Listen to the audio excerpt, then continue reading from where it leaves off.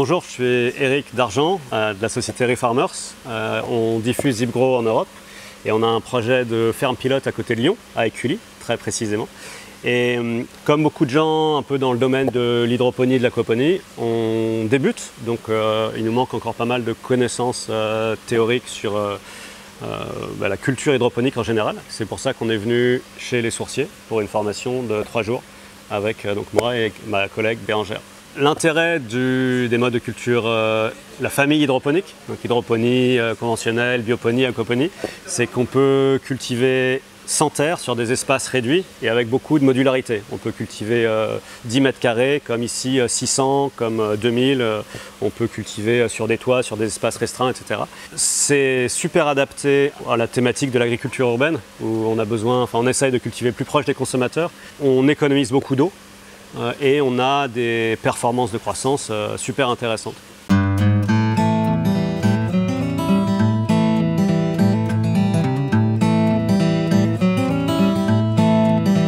Une colonne ZipGrow, une colonne de culture hydroponique verticale qui est composée des éléments suivants.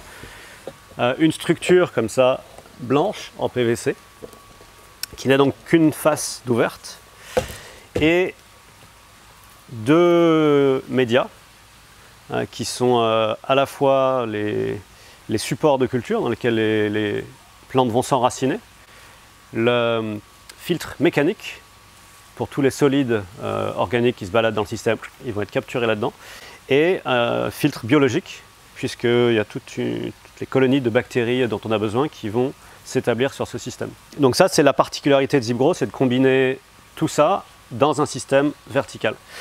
Alors on utilise en plus des petites bandes comme ça, de non tissées. Alors il faut un peu s'organiser pour ZipGrow, il faut donc une table assez grande, et sur une ZipGrow, vous allez voir qu'il y a un trou ici, et il est fait pour faciliter le repiquage avec une personne. Vous allez mettre un clou, une vis dans votre plan de travail, et la ZipGrow là. Et du coup, quand vous allez tirer le média à l'intérieur, ça va résister, vous pourrez le faire tout seul. Là, comme il n'y a pas ce truc-là, on a besoin d'être 2. Donc ça, c'est ZipGrow, et on a besoin d'un outil pour entrer le média, qui est cette espèce d'arme de guerre, un crochet en métal, qui va permettre de rentrer. On prend le média, on le plie en 2, comme ça, et on met cette bande de rétention. Donc ouais, la bande de rétention, elle aide les jeunes plants au départ, parce que forcément, quand on va les repiquer, les racines n'auront pas colonisé le média. Donc pour pas qu'elles manquent d'eau et de nutrition, on met cette bande qui va à la fois canaliser la fertirrigation vers le milieu où il y aura le plant, et en même temps faire un petit peu de rétention d'eau. Donc vous mettez le média un petit peu rentré à l'intérieur, là où il y aura les plantes qui sortent, et un petit peu sorties ici. Et vous placez vos jeunes plants. Donc là, on a décidé d'en mettre 10 sur la tour. Donc 5 par média. Hop. Voilà. Et donc c'est là qu'intervient la deuxième personne, donc qui va en l'occurrence tirer. Et c'est pour ça que ça s'appelle ZipGrow, parce que là, ça fait zip.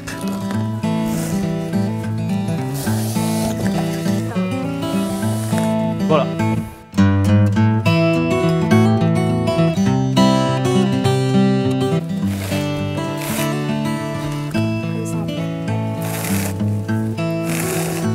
Top. On a encore un peu de place, on va rajouter. Voilà. Et voilà, là votre ZipGrow est planté. Donc avec ce petit truc là, vous allez l'accrocher. Voilà. Et donc vous apportez votre fertirrigation ici. Donc vous avez vu qu'on a fait dépasser la bande là, donc elle va attraper la fertirigation au départ pour la canaliser au centre où il y a les plants. Et ça va percoler, les plantes vont prendre en fonction de leurs besoins, ça descend en bas dans une gouttière jusqu'à un réservoir, et on recycle comme tout système recirculé, mais sauf qu'on est en vertical. Et forcément, plus vous avez un système vieux, plus vous allez avoir de l'inertie dans le système, mais c'est quand même des systèmes qui n'ont pas beaucoup d'inertie au niveau de la rétention d'eau. Donc si vous avez des casses au niveau des pompes, voilà, il faut réagir assez vite. Dans un système de serre comme ici, On recommande une densité d'environ un peu plus de 4 zip-grow par mètre carré. Donc vous voyez, sur 1 mètre carré, on va avoir, là on a planté 10 pieds de basilic, donc on va avoir 40 pieds de basilic au mètre carré. En plantant comme ça, donc vous allez pouvoir planter des rangées et en profondeur. Et c'est pour ça que les zip-grow n'ont qu'une face plantée, c'est que la lumière va se réfléchir sur les côtés et parvenir même au rang du fond. Et donc vous pouvez avoir donc ça vous fait une très haute densité de plantation sans lumière artificielle. Zip-grow, forcément, c'est fait pour rendre vertical tout ce qui ne l'est pas. Il faudrait le tester, mais a priori, comme ça, intuitivement, ça ne servirait pas à grand chose d'investir dans Zip-grow pour faire des tomates, par exemple. Parce que tomates, c'est super facile de les rendre verticales. En revanche, tout ce qui est donc herbes aromatiques, salades, beaucoup de brassicacées, fraises, des choses comme ça, ben là, vous avez tout d'un coup un volume de culture plutôt qu'avoir un étage. Alors forcément, on voit que les plantes, elles prennent, même en horizontal, elles prennent du volume, mais là, vous avez une colonne plus haute et le volume sur les côtés ici. Donc vous remplissez un volume de culture. Et ça fait des résultats assez étonnants. Le contrôle visuel est super simple.